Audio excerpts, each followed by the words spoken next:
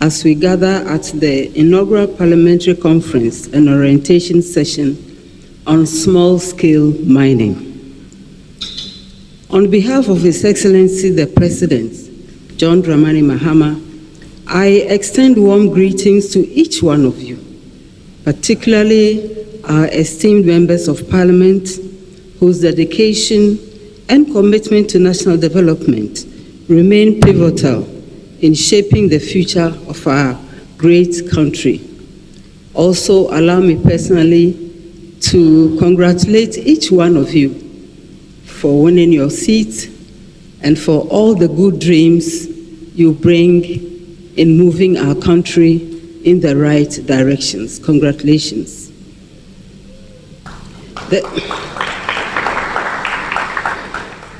Thank you.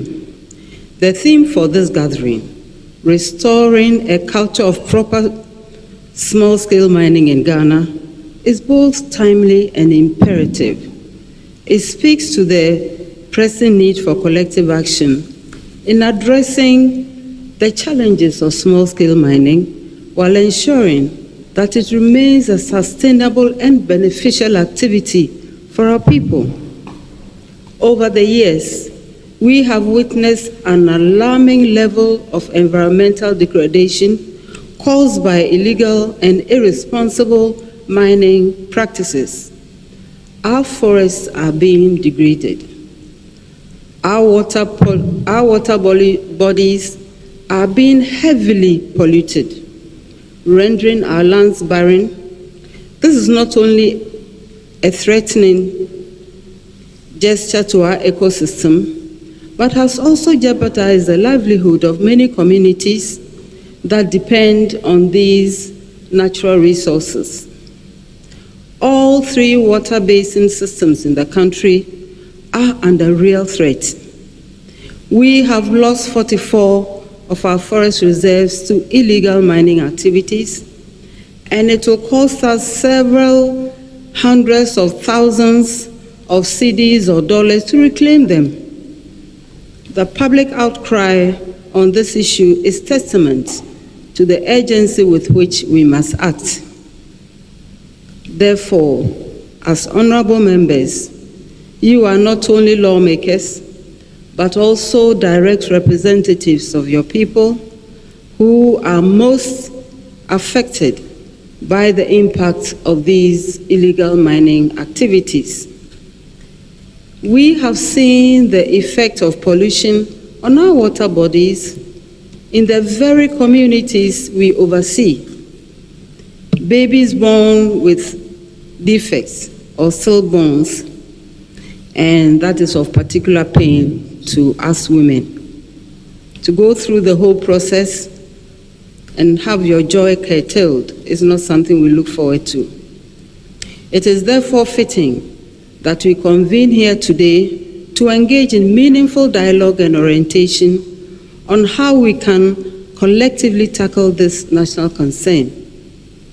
The government of Ghana recognizes that restoring responsible mining practices require a multi-stakeholder approach, and this is why we have outlined deliberate steps to curb the illegal mining, regulate the sector effectively, and ensure that small-scale mining is conducted in a manner that benefits the economy and the local communities without compromising the environment.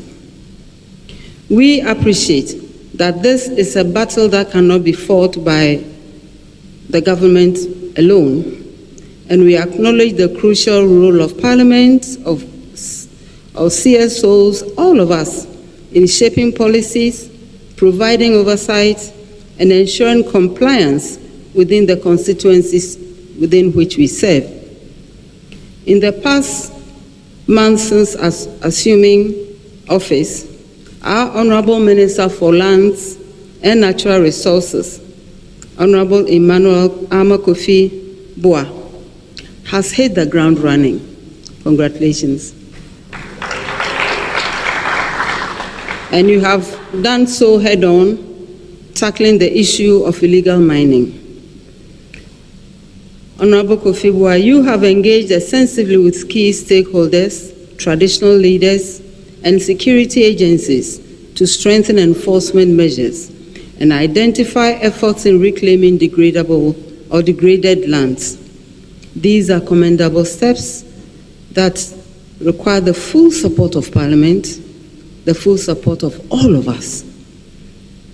As we embark on this orientation session, I urge each one of you respectfully to approach it with a shared sense of responsibility and commitment. Our discussions today must move beyond rhetoric to tangible actions that will drive change in our respective constituencies. We must work together to ensure that small-scale mining is not synonymous with destruction, but rather an avenue for economic empowerment, job creation, and sustainable development. In conclusion, I extend my sincere gratitude to the organizers of this conference, our esteemed speakers, all participants, for your unwavering dedication to this cause.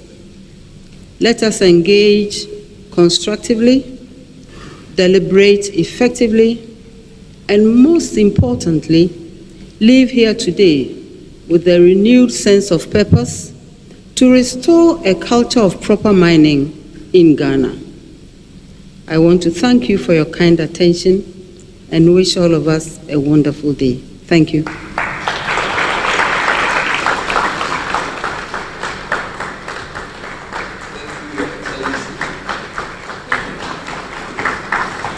Oh, you can do better than that. Put your hands together for the Vice President.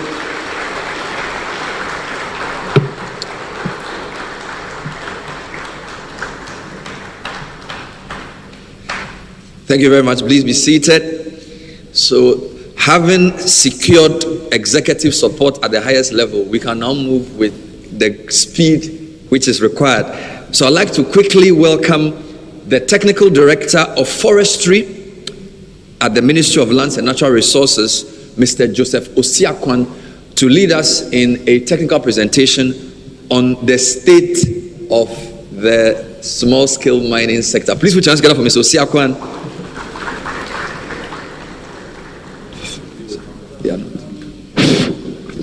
Hello.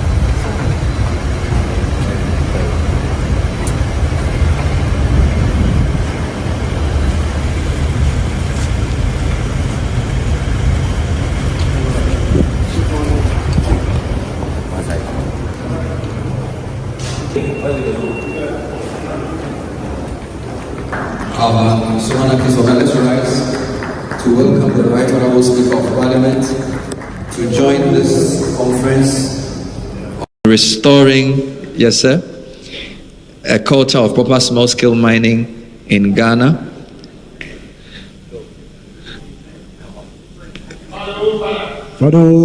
Father. Please be seated. We welcome the father of the house, the Right Honourable Speaker of Bambagwin. Please put your hands together for him. Let's put our hands together for him. Earlier on, the Vice President addressed us. The Leader of the House and also the Minister also addressed us. We had a technical presentation from the Ministry on the state of mining, and we are now discussing the proposed way forward. They gave us about 10 things they have done, and MPs are commenting on how they will contribute. The CEO of Cocoa Board has also pledged support. the Minister for Water and Fisheries has also pledged support as well. So we're in the second round of contributions from the floor when you came. So with your indulgence, we'll take a few more comments from members before we'll take your closing comments. So if the House agrees, I'm going to go back to that corner and I'll take two. The first blue shirt and the second blue shirt. When I finish, I'll come to this corner and take about three, and I'll end with Honorable Collins Dauda, and we'll finish. Please make it 2 minutes maximum per comment. Go ahead. All right, everything we're doing. I've heard it somewhere. But imagine Evaluate Agyemang. We have an MCE who is the chairman of MUSEC. Why can't we decentralize EPA? There should be an EPA office in Evaluate Agyemang. And also Minerals Commission, for example. So the MC, with all these agencies now present in the district, can't be held accountable. And also, I've always liked the way the president is going, where appointments are based on targets. So in the appointing of the MMDCs, there should be a caveat this time round that you are going to be the chairman of MUSEC. You have EPA with you. You have Mineral Commission with you. Okay. Whatever agencies you need. So the caveat is that whatever happens in your constituency or district, you will be held accountable. Thank you, sir. If we should do that, I think it would help us so much in our fight. Thank you. very So that much. was the MP for Evaluate Agyemang. Yes, sir. The gentleman in blue. Right, thank you. Mauli Amegache. I'm a petroleum engineer by profession, and I contested for MP for Ayawa West Wagon as independent candidate. So what are you doing here? This is the third time I'm in a mining forum. I think one happened in 2018, 2021, and now 2025. All the discussions are similar. Einstein said something. He said, it is insanity to keep doing the same thing, the same way, over and over again, and expect a different results. We have not been handling this mining issue correctly. The issue is that from top to down, the wrong people are in the helms of affairs. University of Mines was established in 2002, and the whole idea was to churn out graduates in the mining sector. So the first batch of mining engineers started class in 2003, and they graduated 2007. The whole idea is to bring these mining engineers to man the mining sector so that they understand the correct method of mining and how these mining activities affect the environment and do it correctly. Where are all these mining engineers? So we should. That's one question. You don't have a lot of time. The second suggestion is that, you see, mineral resources are finite resources. They can be depleted. With the course of time, they can get finished. Our approach to this mineral resources is as if they are going to be there forever. They will not be there forever. So what method are we putting in place in our quest for economic development that these mineral resources are also preserved for future generation so that we don't consume everything All right, thank you very before much. that future generation? Thank you very much. Thank you so much. I appreciate your comment. Activities were carried by people who are non-indigenous. I've been wondering why the indigenes, therefore, are helpless in stopping these activities in their backyard.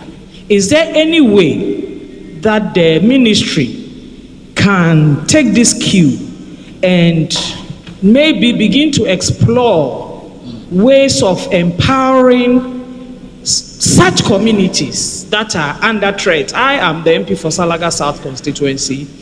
I don't have Galamsey in my constituency, but the Volta Lake runs through my constituency, and we've been told that there's some gold exploration activities in my neighborhood, Salaga North constituency. So you never know when these people will descend on the lake and make life miserable for all of us. So in the long term, is there a way that communities can be empowered to stop the activities of aliens? Yes, please. That's the question. Thank you very much. I'll go to that table for the last two on that table. The gentleman in white. I thought you were helping with the mic. Are you also an MP? I'm a journalist. No, it's not for journalists. Journalists will have our turn. The minister will do a journalist session. So let's take the MPs today. The guy in white and the guy behind him. Thank you very much. My name is Honorable Vondi. In my constituency, there is this illegal mining activities in a way in my constituency as well. And you see, the business is a very lucrative one. Those who engage in it and those who are the owners of the land, they benefit from it. So it's difficult to fight it. My opinion is that we need to identify the types of mining activities that, the illegal miners undertake. And so we can look at those that we can regulate and give to them to do and monitor them, and those that we will stop them completely. For example, there is this one they call alluvia mining. That's why you clear the entire land, very huge. So you destroy the forest, you destroy the farmland, the cocoa and everything, because you wash the surface of the gravel, and that's what people engage in, and they destroy the land the more. But when you come to the underground, where you discover a stone, a rock that contains the gold, that one, you don't really destroy the land. You only dig and go down. So you have a very small land, you are able to hit on the rock, and you go down. I think the government can look at that one and invest in that one. Okay. And get the young men and women to go do that one. All right. Supervise it properly. We'll have a way to go. But if not, the water ones, a lot of money there. On the surface, a lot of money there. Okay. And the owners of the land are benefiting so much. So please, let's look at it properly and look at the kind of mining, the type we have. Thank you very much. So we can stop them from doing those that are not good, destroying the land and the water. And those that we can do, protect them to do it. I think we can get somewhere. Thank you very much. I'm a member of Parliament for Doma West. We don't have Galamsey activities in Bono East, and I know Volta Region 2 is not a threat with Galamsey. So whilst I'm commending the minister for this initiative, he should also get in touch with the chiefs and the people in these regions, how they have been able to do it, and those regions are safe. Gold deposits are abound everywhere in Ghana. So why is it not happening in Bono East, Volta region and other regions? So he can learn from the chiefs and the peoples over there. I was traveling from Kumasi to Accra. When I got to Agyemang Nsuta, just to buy fuel on the roadside, and I could see machines just across the road whilst driving. Who cares? And the level of distraction that I saw over there is mind-boggling. Why are we still allowing these champagne machines? We see them, they display by the roadside. Why are you allowing it? You know, you buy a gun, you can cause mayhem with gun, yet openly we sell guns. We see those things. So, Minister, let me ask you if you can take action on this. Let's stop the manufacturing of these champagne machines. The sale, at least it will reduce it a bit. Thank you very much. Thank you. Please. Thank you very much. Mr. Speaker, all protocols observed.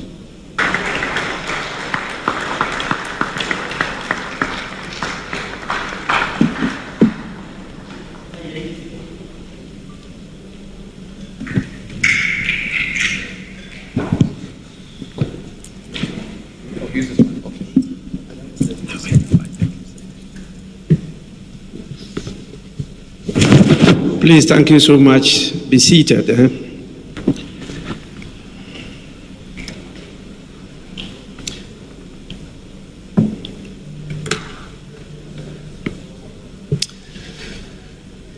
Please kindly permit me to thank Her Excellency, the Vice President of the Republic, Professor Naana Opoku Agyemang, for coming not only to grace this occasion, but also to open this orientation brief.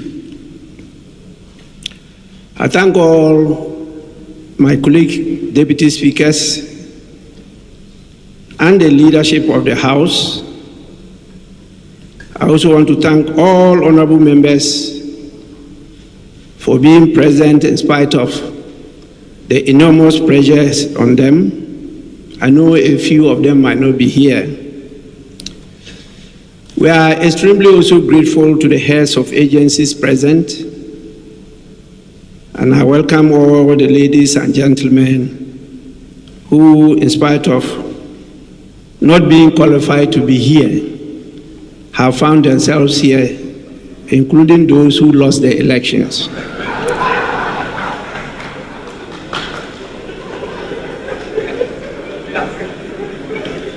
I thank you all for your active participation and insightful contributions. Today has been an opportunity for us all as representatives of the people to gain a deeper understanding of the urgent need to restore a culture of proper artisanal and small-scale mining in Ghana. I will not use the word illegal or galamsey, because they are just illegal because we made it so. We allow the commercial mining to be legal. We also allow some small-scale mining to be legal, but others will say they are illegal because we legislated them to be illegal. I believe from the presentations, particularly the gory images we have seen, would have made an indelible mark in our minds. I've been part of this process for some time now and had one opportunity to hold a discussion with the leadership of small-scale mining at Kumasi. I've also seen on social media distressing images.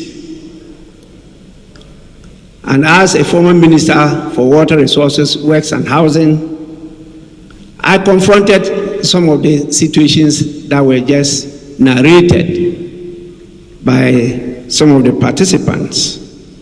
And we were actually defeated because we could not match the strength and anger of those who were involved in it.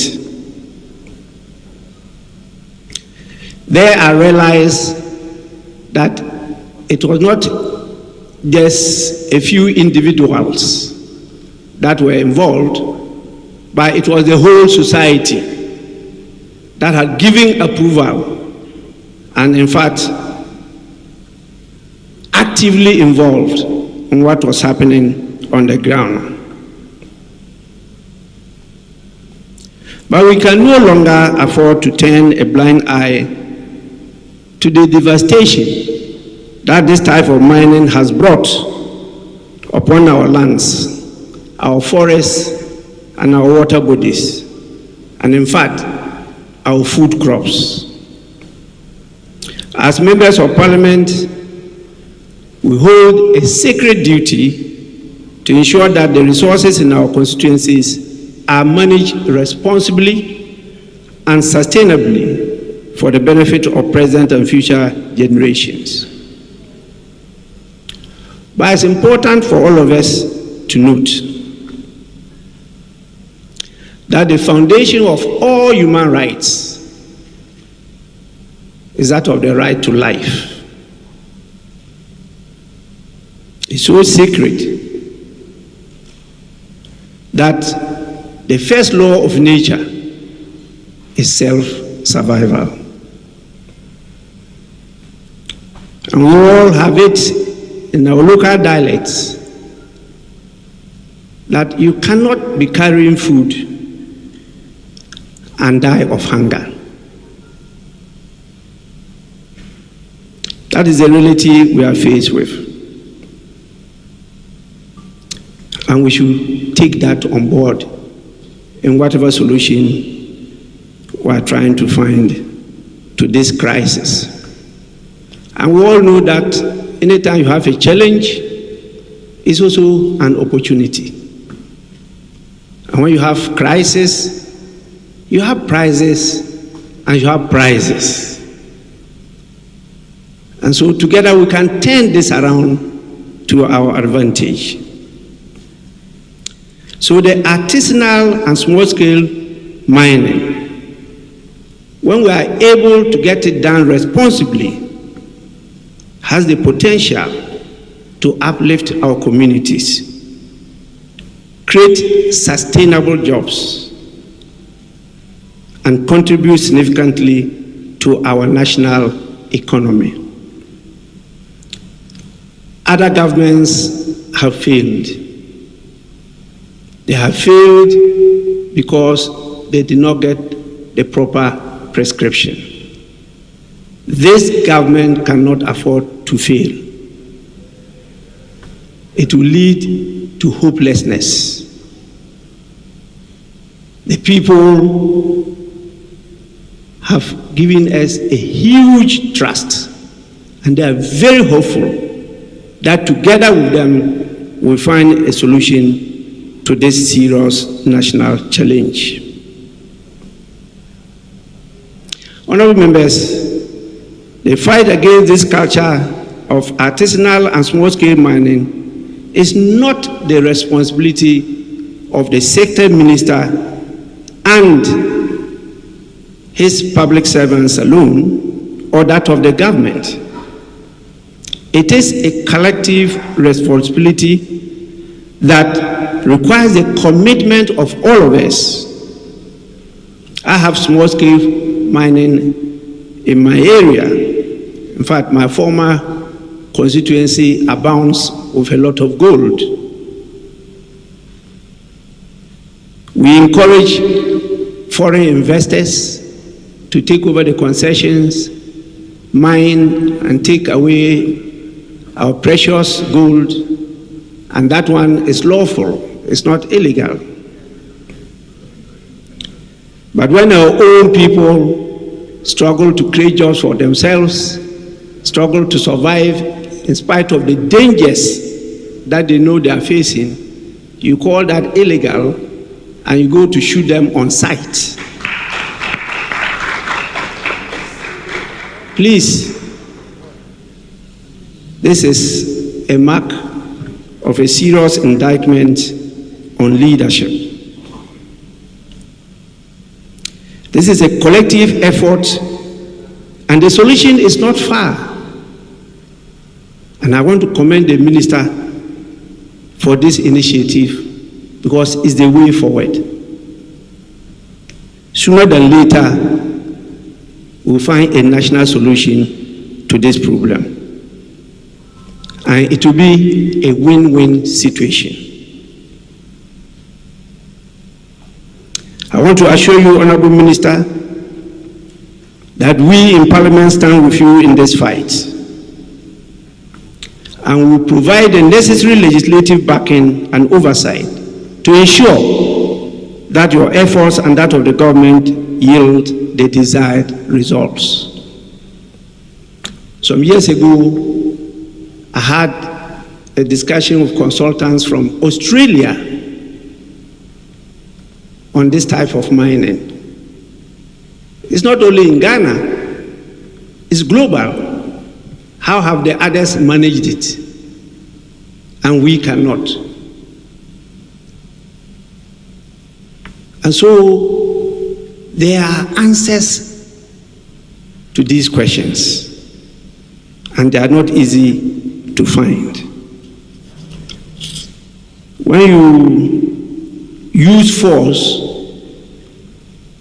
you know action and reaction. The small science I learned will only produce fire. And the military will say fire quenches fire. But the advice of the Stone Age is different.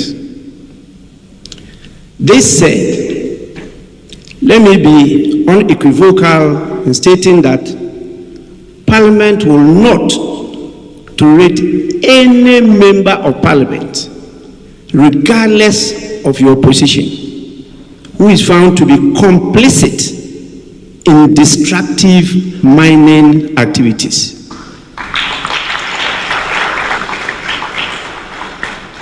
There is a petition before me concerning a member of Parliament, and the member will tell you that I have initiated investigation into that petition. And the member himself has appeared before me on that. We are not going to countenance it at all. What we've seen today is just a stark reminder of the consequences of such actions. As lawmakers, we must lead by example.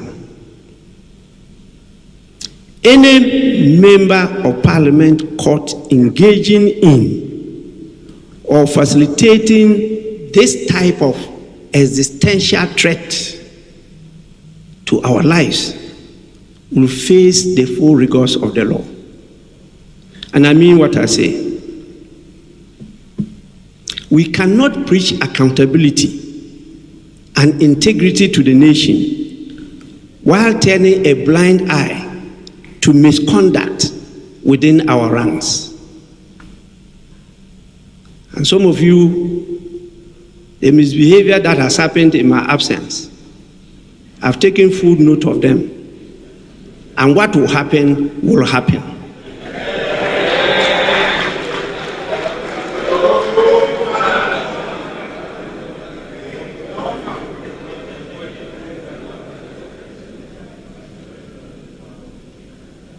As we leave this conference, let us carry with us a renewed sense of purpose and determination.